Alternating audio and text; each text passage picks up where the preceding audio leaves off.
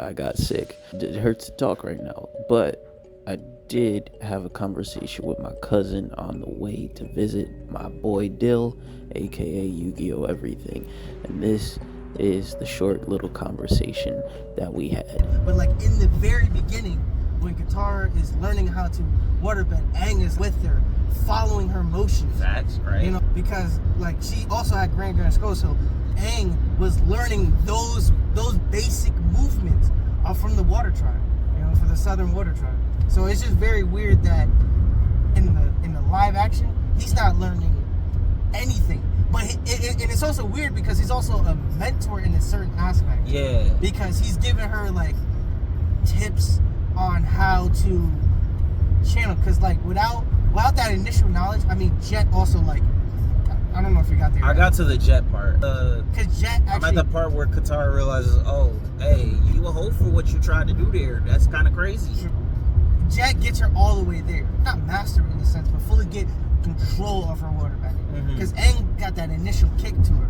You just gotta get to a spot and feel the energy, because energy has flow, something like that. And he was like, get there and you'll be able to do it. And it's like, on the one hand, I can understand Aang like telling her this, because in the original show, Aang like picked up waterbending like it was nothing. But like, nothing. At the same time, so far he has not waterbended one time. He hasn't even tried to waterbend with Katara. Yeah. Well, my thing is, do you remember the first episode? Did they I'm gonna say his name, Yatso? That was weird too, bro. Cause like, oh yeah, hold on. Before I get to that, because I don't know anything about that. I don't remember anything, I should say. But were they praising Aang, saying he was just like a prodigy? They kept talking about how he was a prodigy. Yeah, Aang was a prodigy. Well, because in the show, they were giving him crazy praise. Yeah. Like, prodigy this. He was excelling beyond far and away. He was a master. Obviously, I think they said the master in the in the show, and to the live action, I think that was 1-to-1. But it's like, if he's a prodigy of all this knowledge, he became a masterclass airbender in a short amount of time, why is he not taking the steps to learn waterbending? I wonder if like they're prolonging it. I can't understand why they're prolonging it, because once we get to book 2, after we find Toph, that's immediately going straight to earthbending. I'm only on episode 4, I believe. So like, the thing that was weird for me, because like Aang can like shirk his avatar duties, right? That's not a problem for me, because in the original show, he really didn't want to be the avatar. No, like, he was goofing off, for the most part. He wanted to be a kid. He's literally 12. You don't get told you're an avatar until you're 16. He straight up lost his childhood. He lost everything he knew. And he tried to like be a kid to offset all that trauma. But this one, in this series, they're like taking it super serious. Or at least they're trying to. Like, it feels like Aang is trying to take this as serious as possible, but he's not learning waterbending in order to like get and control his avatar state, because I know they want to be able to control that. Well, he doesn't get a hang of that until way later on into the series, right? He doesn't get a hang of that till literally Book of Fire, no? It's only until like you master all 4 of them that you gain like most of like the control over it. But like, you gotta start learning all of them to master all of them. I'm trying not to be biased. I feel like I'm being biased. You feel me? Towards because like I feel like I'm biased more towards the original than this. No, that's fair. And the fact that they like changing everything. Oh, okay, I see what you mean. Omashu being like infiltrated the way it was, them throwing everything at once into one spot. Was it Omashu technically? Nah, Omashu was technically a side mission, but it can't be counted as a side mission because that's Bumi's spot. Yeah, that's where you first meet. Yeah, Bumi is super important. I don't like that they made Bumi seem like stupid. It's not that he's stupid. He's like eccentric. Yeah, eccentric. Bumi, I don't even think Bumi was. He was just very crazy. He came off as crazy in the show because he put Aang through like these trials and stuff to see if he's nice with it still, see if he actually is Aang. And then it all connects. Like if you rewatch the OG, of like King Boomy testing Aang, like you don't see him as a crazy person. You see him as like a logical person. You see why he's a king. He has like his ways, but he's not gonna be like, oh, why did you order this? Who told you to order this? Oh yeah, you're talking about the pine bark scene. Yeah. Yeah, that was weird. Like that was mad weird. But like I get it was supposed to be funny. It just didn't hit. It didn't hit. But it led into like he can just do anything because it's his city. It just led in. It was. I felt very weird because I haven't seen the original Avatar in a while. So it's on Netflix, bro. Obviously, it's on Netflix. I just haven't gotten a chance to like rewatch it. Can't even say that either. I watched it with my mama. My mama enjoyed it. Oh no, is it? She was like, wow, Toph is my favorite. Wow, did not expect that from her. When Toph was like, there it is, and then everybody looked, and then she looked back at him and was like, that joke was hilarious. Oh, this is an important thing. The live action made me realize how young these characters are. It doesn't do it as justice to show how young these kids are fighting these grown ass adults. I think the show. I think it does. But like it's because at it's later parts of the series. Nah, I think even still, like even like season 1, Point Blank, especially for Aang, because like they made it a point to have Aang try to be his kid as much as possible in the OG. Mm-hmm. So with like frame 1, he wants to go penguin sledding. He's not even. He didn't go penguin sledding. I was upset about that. He didn't go penguin sledding. I was very upset. Bro, I was like, I can't even lie. It's like they're not like that's one of the things about it is like they're not having fun and it feels weird. Yeah.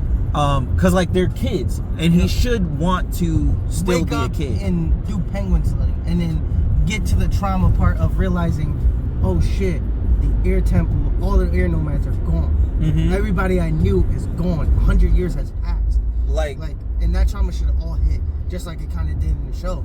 Like when they told him that all the air nomads were gone, it felt weird for him to kind of just accept that. Yeah. Because in the OG, when he's told that all the air nomads are gone, like he's the last airbender left, he don't believe him. He's like, yo, that's impossible. Like, do you know where the air temples are? Like the Fire Nation can't reach the air temple. Like they can't stop us. And then when he like finally gets to his air temple and sees how empty it is, and then sees Monkey Otso, then it finally hits that yo, I'm really the last one. That's it, bro. I don't know what I'm gonna do, and that's what like triggers the Avatar state.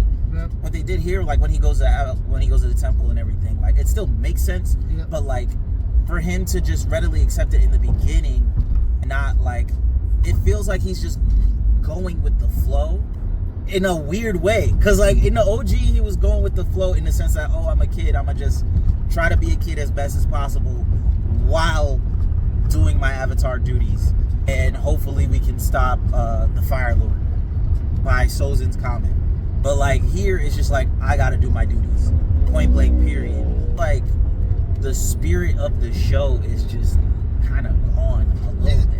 Also, it was weird for me to find like my memory of the OG is fake, but to me, Suki wasn't immediately attracted. No. Because that's to Sokka, right? That's what I'm talking about. Because as soon as they said that Sokka's sexism arc is completely nixed, I was like, how in the world is Suki and Sokka gonna get together? Because the whole point, that was my main issue. My main issue with Sokka and his sexism is like him being sexist was part of his character growth. Yep. To learn to not be sexist. So that he gets to Kyoshi Island and he meets up with the Kyoshi warriors. Oh, he's like, oh, there's a tribe of girl warriors? What? Y'all can't be that powerful. And then she proves him wrong. Yep. And that's where he's like, oh shit. And then he asks like humbly, like completely, like he asked like I'm obviously not where I need to be, and you are. Clearly I was taught wrong. Clearly I had the wrong idea. So can you please teach me? That's one thing. The second thing is that Sokka was taught that way because of like how the Water Tribe was. Yep. Like the North Pole doesn't teach women combat. Like they learn healing and shit. Yep. So like, will they consider that sexist? Because I'm not finished. So will they consider that sexist, or will they keep that part in and like just skip that entirely?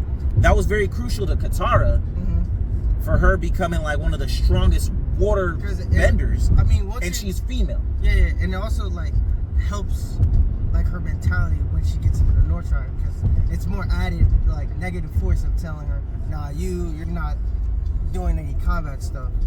You're just learning how to heal and stuff like that. Exactly. You know? It motivates her even further. Exactly. So then when Aang and her train, like after like in the nighttime and they get caught, that's a whole different thing. Man, I don't know how they're gonna do it. It feels like I completely stepped away from my Omashu point. Everything being in Omashu was also crazy because like Sai and his son were at the other temple. So like the air temple, right? Yeah, the other air temple. Yeah. So when they pulled up on the other air temple in the OG, Aang had some hope to him. He was like, "Oh shit, it's an airbender. Other airbenders." Yeah. And as soon as they got close, he didn't even land yet. He was like, "They're not airbenders. They're not even airbending. They're just gliding." So he gets disappointed again, and he sees what they did to that air temple. Like things got desecrated, all that. Like you just miss out on all of that. But I mean, I guess that's not as important. I think adding it in Omashu isn't a bad change per se. It's not, but it's like King Boomy made it so that Omashu was impenetrable. Yep. Like he had it set up so that Fire Nation was not playing, like they was not messing with him. And then they only were messing with him, like they only were messing with Omashu once they captured Boomy. Yeah. And so to see that people like were trying to like infiltrate while Boomy was there, and that he's just kind of this weird guy, he's not like handling that business, it kind of feels weird for me. Really, that's why I'm saying I feel like I'm biased. Like that's probably just like the Avatar fan in me, because like it works still, but like it just feels like the spirit gone, bro. Things just being changed around just feel weird. Like Sokka not being sexist, Sokka's sexism pulls off the whole show. Not the whole show. Relax. The whole show, bro. Maybe the first half of the not the water. whole show. Yeah, But like that's what I'm saying. I'm saying it starts it off though. Yeah. Cause like Sokka being sexist to Katara makes Katara lash out at Sokka, which makes her waterbend backwards by accident. Cause she's lashing out like physically. And there's water literally cracking the ice that Aang is in. Also, but in this, like she's just trying to pull the boat, and you see her like the water is pulling the boat. Yeah. But then Aang's like behind her, Aang is just like glowing all of a sudden, and all of a sudden there's just a boom explosion. Like it that felt weird. Your memory's better about the original series. How does Katara learn ice? Like to turn water into ice? It did feel fast in this. Yeah. Like, because that came out of nowhere. And the way they explained it is, I copied the Earthbenders. Oh, no. Shit. Also, like, Katara and Sokka don't fight often in the show. They're like, every episode, they're bickering about something. Like, actual, like, step siblings. Yeah, they're actually barking and stuff like that. They're not. In this show, they only did one. I feel like in the OG, they definitely like fought every episode. Yeah, definitely bickered a lot. Yeah, but in this one, they're not. And we're getting hour episodes and they're not. It's because they toned down Sokka for the most part. Even if it wasn't like in the sexist tone, you can still say Yeah. You could definitely you can still have something bigger about something. like Also, Momo barely has screen time. true. Momo and Appa, especially True. Momo. True. Momo's only in 2 scenes from what I've seen so far. Really? 2. You're an episode ahead of me though. I think I'm at episode 5 or 6. Okay. That's still crazy though. Because they're important too. They're important. Very. I mean, you figure Appa is their means of transportation, and Momo is just an interactive, flea ball. I would say. I don't know if they're trying to cut down on the CGI because those are awesome. I mean, probably, CGI but like characters. at the same time, like you gotta have their time to shine. Also, Azula doesn't look like she has that fire. I don't know why. She doesn't look like she's a fucking stuck up, fucking mean brat. I mean, they give her instances of being like stuck up, but not necessarily mean. You know? I'm surprised Azula's even here right now. Azula wasn't introduced until the literal end of season 1. Mm-hmm. So the fact that they're going out of their way to show her now, I'm skeptical because she might actually be. I'm just like, there's a lot of things they're doing that in the order that they're done in is odd to me, just a little bit. Mm-hmm. Just because, like, they didn't, if they're not gonna have a predominant role right now, they don't need to be shown. Yeah. It's like The when they had the Azula part, I was like, who is this Earthbender? Like, is this a whole new thing? And then the Fire Lord literally burned them alive. I also don't like the bending, where like some instances of it is good, but like when the Fire Lord Ozai literally just like flicks his hand a little bit and then like somebody gets lit on fire, I'm like, yo, what? Well, I figured he is the strongest firebender, But so I think I could see that. I could actually see that being accurate. What I can't see is the Earthbenders using the same goddamn move all over and over again. Like when in the initial first part of the scene where he's going down that alleyway and he's fighting off those 5 firebenders. He's doing the same move, 2 fists down, pulling up the rock and punching. Earthbenders did a lot more unique moves than the same 2 moves like that. Like I can understand what you're saying. Like the bending is like not great, but sometimes it is, because most of the time they're using the same fucking moves. There were more creative moves in the show. You know what it stems from? I think like the bending in OG Avatar looked as good as it did, not even because of the elements, but because of like the martial art. Like, you figured we're actually real life. Yeah, I mean, it was real life martial arts too, so they should be able to like pull that off. Yeah, but we're not seeing anything crazy. Yeah, like, I don't think they put as much thought into the actual like stances, at least so far. Because even with Katara and her water whip, like it doesn't look fluid. No, it doesn't. Like from not even the water, I'm just saying like her stances like don't look fluid. You know what I'm saying? Mm-hmm. It's like, and not to mention, it doesn't show a lot more of a struggle trying to learn. Because the water, if I'm not mistaken, the water whip was harder for her to learn. Because about how fluid she had to be. Exactly. That's really where it stems from. Like, it's like the character side of it, and then like the actual physical bending side of it. That's why the flick of the wrist feels weird to me. That's why it feels weird to me, because like all of bending, it comes from martial arts. Yep. So like him just being able to so easy. Yeah, him just being able to flick his hand like that and then just like light somebody on fire completely is wild to me. But I mean, go off. I like it shows how threatening he is. I also don't know how I feel about Fire Lord Ozai being shown so soon in terms of actually showing up, because like I think he should have been like the shadowy figure. Yeah, that's what I'm saying. They hid his face. Like with Azula, they didn't show her till the end. With Ozai, they didn't show him till the end, but they hinted at his how powerful and how threatening he was. You don't technically, like, for shows like that back in the day, you didn't really show off the big bad until like they were like very close to clashing, and they shouldn't be close to clashing anytime soon.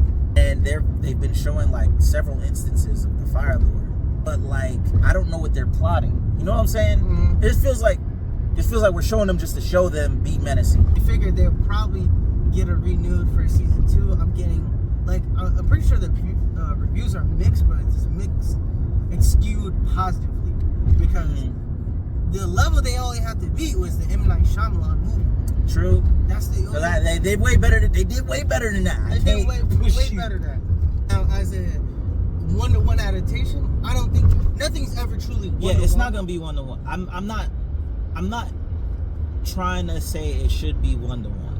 It just like for me, it's really like the life of the party it's not there yet. Also, the whole scene, if I'm not mistaken, was the whole scene about the tunnels. Because there wasn't a group of people singing, right? Well, the secret tunnel joint? Yeah. Well, I didn't get to the point where they actually went through the tunnel. Okay. There was, in the OG, there was like a little group of people singing. And that's where Aang and Guitar got closer together. I can tell you that didn't happen. That did not happen. Well, that did not happen. It's supposed to be a whole trust your feelings and that well, will light the way. It was her and another person. Well, that breaks my heart. But okay. Damn, we in Jersey. That egg smell is prevalent. Yeah. No, you know why? You know why it sucks? Because like they said they was getting rid of the side stuff. They said they was getting rid of the side quest stuff. But the side quest stuff was always important. It always came back in some sort of way, shape, or form. So like the other air temple, the whole purpose of the other air temple was because like this dude was creating stuff. Like yeah, he was building stuff for like the Fire Nation shit like that. But like they realized they have the high ground. They can fight back. Things of that sort. They were taking back the air temple for like what was theirs. The trade-off between that was that he lost the schematics for air travel. Yeah, the air travel, yeah. In this, it was just kind of like a one-off thing. Sokka helps him kind of like build that. Okay. And Sokka kind of helped a little bit in this. But my issue with here is, like, they don't show how Sokka eventually becomes the genius inventor he becomes to be. They just said, oh yeah, I do a little inventing. I do a little creation here and there. Mm-hmm. Like, it was, in the show, you saw him constantly like, trying to improve on things. Like, make better weapons and such.